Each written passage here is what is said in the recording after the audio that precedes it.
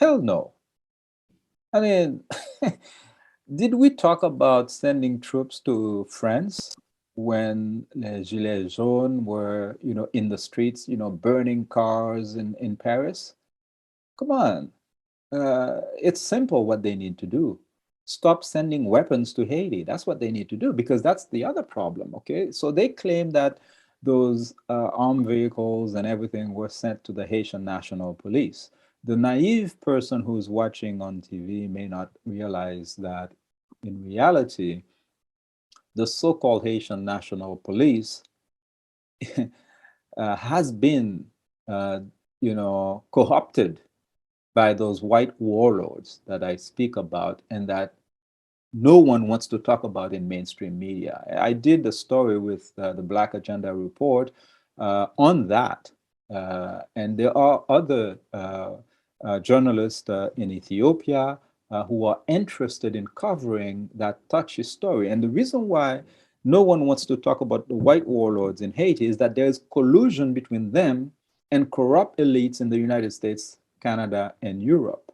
Okay, so when we talk about the so-called Haitian National Police, we need to understand what happened last year in Haiti. Okay, some good cops were sent on a mission in one of the slums in one of those armored vehicles. Okay, and the gangs were receiving regular information about every move that those 4 or 5 cops were making in the armored vehicle. And they dig a hole in the ground, and the vehicle was stuck. And those 5 police officers perished in that tank because the gangs were receiving information from the so-called Haitian National Police, because it's actually the police that trapped those police officers because they had information that they didn't want them to survive, and they trapped them and they got them killed. Okay, so what you're going to see happen very soon is that those tanks that actually were purchased, because that's another fallacy, because of racism, they always pretend that, anything that Canada does with regards to Haiti is aid. These things were purchased. So it's a business deal. Okay. But we don't think this kind of business deal even should be happening right now, because the last thing that Haiti needs is that the criminals get more weapons that are going to end in their hands, uh, and they're going to be attacking the population with them, not the gangs. If they were interested in disarming the gangs, you have one of the gang leaders named Jimmy Cherizier. There's an arrest warrant against him dating January 31st, 2020. Today, we are the 18th of October 2022. You mean to tell me in Port-au-Prince, and this guy, his area of operation is right downtown, very near the seat of government and everything. And he's been there, okay, all the time in Delmasis, okay? And he's been doing food distribution accompanied by police officers, doing Facebook Lives during all those times, and he's never been arrested. Why? Because he's being used to create that perception that Haiti is a land of lawlessness. It has gotten out of control. We need foreign troops to go in. So Jimmy Sherry, the Haitians are not, confused about it. Okay, he's not more powerful than Bin Laden, or all of these things. And this scenario was played before in Haiti. We had CIA gang leaders who were presented as, major revolutionaries, and then they create confusion as to whether they're revolutionaries or bandits. And eventually, when the dust settled, we learned that they were all the while under CIA payroll, like Emmanuel Toto Constant, Guy Philippe, and the Guy Philippe is the one who was involved in the 2004 coup. Emmanuel Toto Constant was involved in the 1991 coup. But I think the last point that I want to make as well is that when Haiti is being presented as if we never had good leadership, okay, that's not only racist, it's false. On the eve of the 2004 coup, there were 7,000 elected officials in Haiti. They were all legitimate.